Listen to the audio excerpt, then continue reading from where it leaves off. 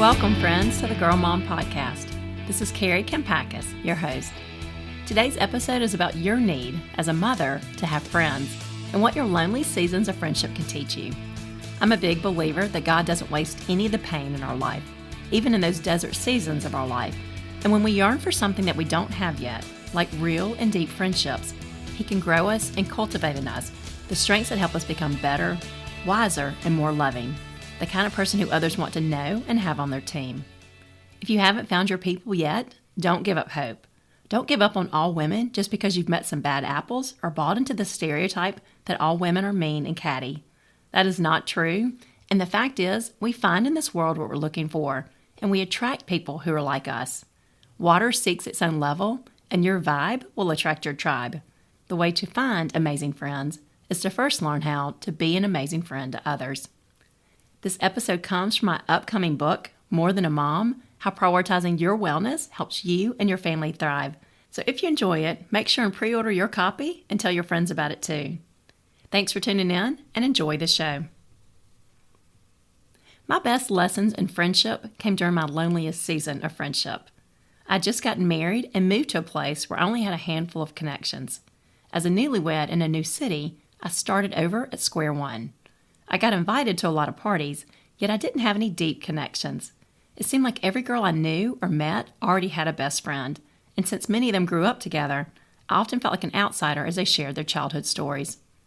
I remember one particular girl's night out when I came home and cried to my husband. I told him how I just couldn't compete with friends who had known each other since birth and taken baths together at 2 years old. Everybody was kind to me, but nobody needed me like I needed them. It took me 6 months of effort and accepting every single invitation that came my way to finally get my bearings and find my friends. My turning point came when I met Mary Alice, who had just moved back to town. We immediately clicked and became close friends. From that friendship, we grew other friendships and expanded our circle. When my husband and I moved away 4 years later, we were genuinely sad to leave these friends who had become our second family. Looking back now, I realize how the root problem was my insecurity. I had a void in my heart that longed to be filled with a gift of female connection. Rather than letting that connection happen naturally, I tried to force it. I was so eager to find my place that I was petrified of making mistakes. And what should have been fun, just the experience of going to parties and meeting new people, had me walking on eggshells because I couldn't let down my guard, relax, and just be myself.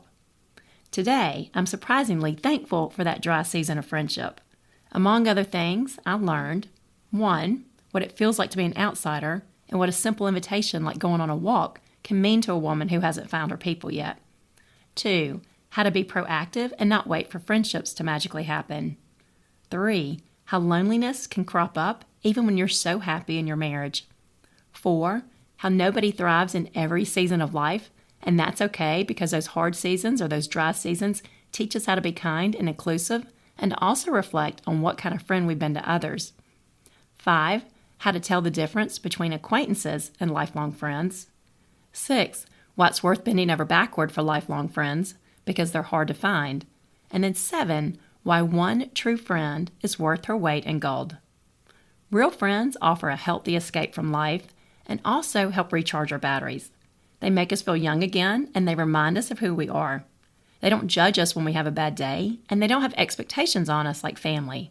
They aren't stuck with us like family.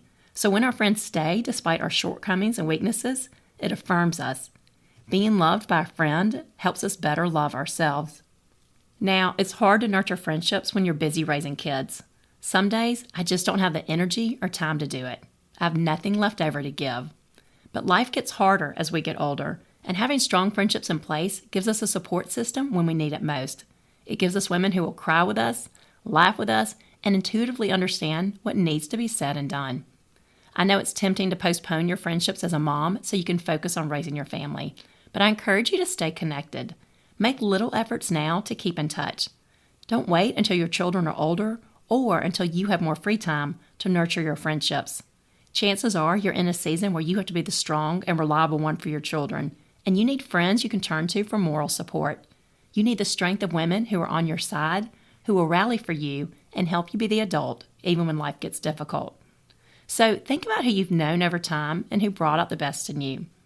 What women have you met who inspire you? What women do you know who uplift you? Who would be on your doorstep if a crisis were to occur? Who has loved you so deeply in the past that the bond is still there? Whoever these friends are, reach out and reconnect. Invest in these relationships. You don't want to look back in 20 years and realize you gave your best efforts to short-term friends and acquaintances. You don't want to settle for pleasant relationships when rich relationships are in reach. My best lessons in friendship came during my loneliest season of friendship. So if you're facing a lonely season right now, know that it's not a waste. God can use it to grow you and to make you a better friend. Embrace your favorite friends from the past, but also leave room to make new friends too. Sometimes the best friendships of all are the ones you've yet to make, the surprise friends still to come. Friends, thank you so much for tuning in today. I am really grateful to have you here. And if you enjoyed the show, please follow the Girl Mom Podcast on iTunes or wherever you listen and leave a ratings or review so others can find these messages too. Also, please remember to pre-order my new book for moms, written for girl moms and for boy moms, that releases April 5th. The book is called More Than a Mom: How Prioritizing Your Wellness Helps You and Your Family Thrive. And this book is all about taking care of your inner wellness and letting your children witness your journey to become the best version of you. You can find the link to this book and my other books in the show notes. Thanks again for your support and have a great day.